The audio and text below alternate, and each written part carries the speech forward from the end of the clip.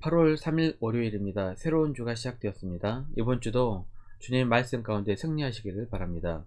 출애굽기 10장 메뚜기 흑암재앙이라는 주제로 말씀을 나누겠습니다.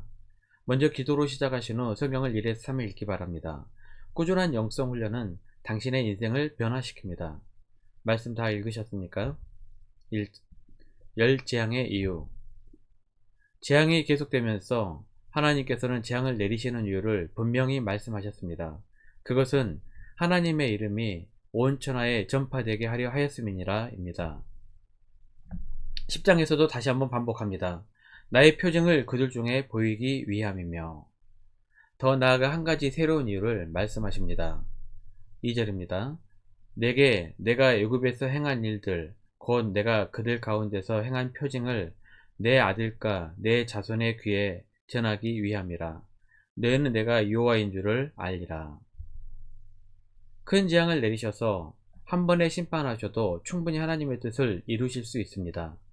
하지만 10가지 재앙을 통해 오랜 시간 동안 반복해서 우리에게 하나님의 뜻을 교육시키십니다. 그렇습니다. 교육의 방법 중 반복은 매우 중요합니다. 우리는 한 번 들었다고 알고 있다 착각합니다. 아닙니다. 그것이 몸에 익숙해지지 않으면 우리는 금방 잊어버립니다. 특히 세대를 거듭할수록 잊기 쉬워 반복 교육이 더욱 필요합니다. 그래서 10가지 재앙을 통해 반복적으로 우리에게 교훈하시는 것입니다. 하나님은 말씀을 한 세대에서만 배우고 끝나는 것이 아니라 후세대까지 이어나가길 원하십니다. 그래서 참신앙 가운데 하나님의 말씀을 후세대들에게 바르게 교육하시기를 원하십니다. 잠언 22장 6절입니다. 마땅히 행할 길을 아이에게 가르치라. 그리하면 늙어도 그것을 떠나지 아니하리라. 내가 하나님을 만나는 것은 우리 일생에 매우 중요한 사건입니다. 하지만 그것이 내 세대에서 끝난다면 얼마나 아깝습니까? 우리의 자녀들에게도 하나님을 만나게 해야 합니다. 세상에 그 어떤 것보다 신앙 안에서 자랄 수 있도록 기도하시고 교육하시기를 바랍니다. 두 번째, 완강과 겸비. 바로는 계속해서 마음이 완악해졌습니다. 개역 성경에서는 강팍이라는 단어를 사용합니다. 마음이 딱딱해졌다는 것입니다. 하나님을 믿지도 않으면서 도리어 하나님 하시는 일을 못마땅하게 여기는 마음입니다. 그래서 하나님이 도대체 뭐길래 라고 합니다. 하나님께서는 강팍한 자를 꺾으십니다. 그래서 겸비하게 하십니다. 계속해서 마음을 완강하게 하면 할수록 더 심하게 혼날 뿐입니다.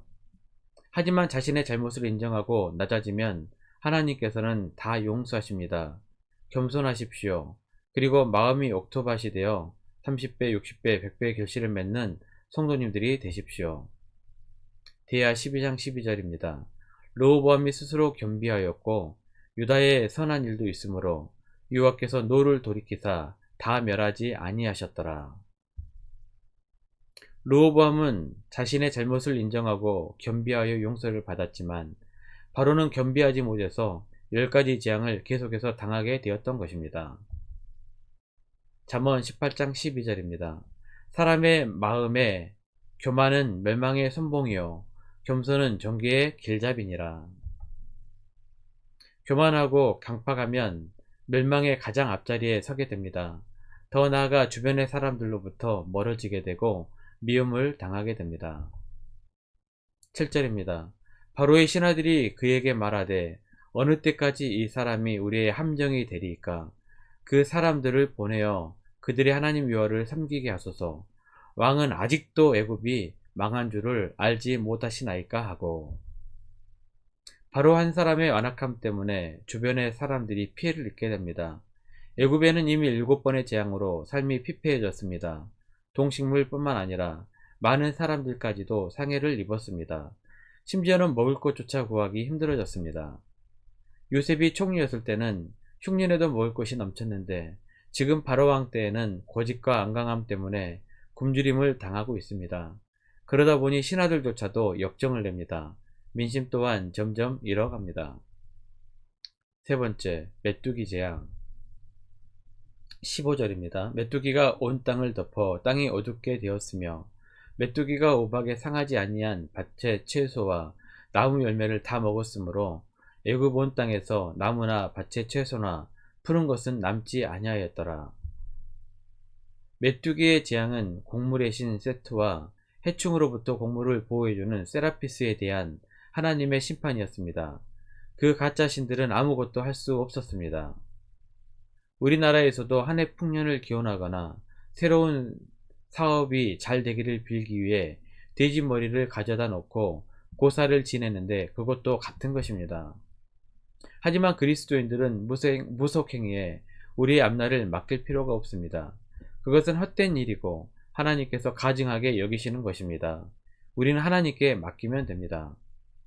신명기 11장 14절입니다. 여호와께서 너희의 땅에 이른 비, 늦은 비를 적당한 때에 내리시리니 너희가 곡식과 포도주와 기름을 얻을 것이요. 하나님께서 필요에 따라 이른 비도 늦은 비도 적당한 때에 내려주실 것입니다. 더 나아가 주님께서도 아무 걱정하지 말라고 하셨습니다. 마태복음 6장 31절 32절입니다. 그러므로 염려하여 이르기를 무엇을 먹을까 무엇을 마실까 무엇을 입을까 하지 말라. 이는 다 이방인들이 구하는 것이라. 너희 하늘 아버지께서 이 모든 것이 너희에게 있어야 할 줄을 아시느니라. 우리는 앞날의 필요에 대해서 걱정할 필요가 없습니다. 하나님께서 더 잘 아시기 때문입니다. 공중나는 새도 들에 피는 꽃도 먹이시고 입히시는 하나님께서 그보다 더욱 소중한 우리들에게 필요한 것을 채우실 것입니다. 네 번째, 흑암재앙 21절입니다. 여호와께서 모세에게 이르시되 하늘을 향하여 내 손을 내밀어 애굽 땅 위에 흑암이 있게 하라. 곧 더듬을 만한 흑암이리라. 아홉 번째 재앙은 흑암재앙입니다. 고대 세계는 어둠을 두려워했습니다. 그래서 어둠을 밝히는 태양을 신으로 숭배하는 나라들이 많았습니다.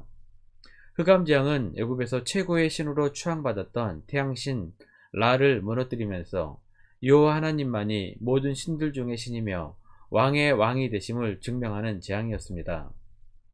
흑암은 어두워서 보이지 않는 두려움입니다. 우리의 미래가 불투명하고 앞날이 막막할 때 흑암같이 두려움을 느끼게 됩니다. 그래서 연약한 인간들은 앞날을 알기 위해 다른 것을 찾고 그것에 의지합니다. 하지만 아무것도 두려워하지 말고 염려하지 마십시오. 하나님은 우리의 빛이 되시고 등불이 되십니다. 시편 18편 28절입니다. 주께서 나의 등불을 켜시며 여호와 내 하나님이 내 흑암을 밝히시리이다. 하나님께 모든 것을 맡기십시오. 그리고 평안하십시오. 목자 되신 하나님께서 우리를 가장 좋은 길로 인도해 주실 것입니다. 시편 23편 2절 3절입니다. 그가 나를 푸른 풀밭에 누이시며 쉴만한 물가로 인도하시는도다. 내 영혼을 소생시키시고 자기 이름을 위하여 의의 길로 인도하시는도다. 말씀 요약합니다. 첫 번째, 자녀들에게 믿음의 본을 보이시고 마땅히 행할 길을 가르치십시오. 그러면 하나님께서 자녀들을 책임져 주실 것입니다. 두 번째, 하나님 앞에 늘 낮아지십시오. 그러면 하나님께서 높이실 것입니다. 세 번째, 하나님께서는 우리를 먹이시고 입히실 것입니다. 그것을 믿고 늘 감사하며 자족하십시오. 네 번째, 하나님께 여러분의 앞날을 의지하십시오. 하나님께서 등불이 되실 것입니다. 1년 성경 일독 주간 계획입니다. 오늘 월요일 이사야 26절에서 28절까지 말씀을 천천히 묵상하시기를 바랍니다. 8월 중보 기도 제목입니다. 5가지 기도 내용을 보시고 천천히 하나님 앞에 기도의 시간을 충분하게 갖길 바랍니다.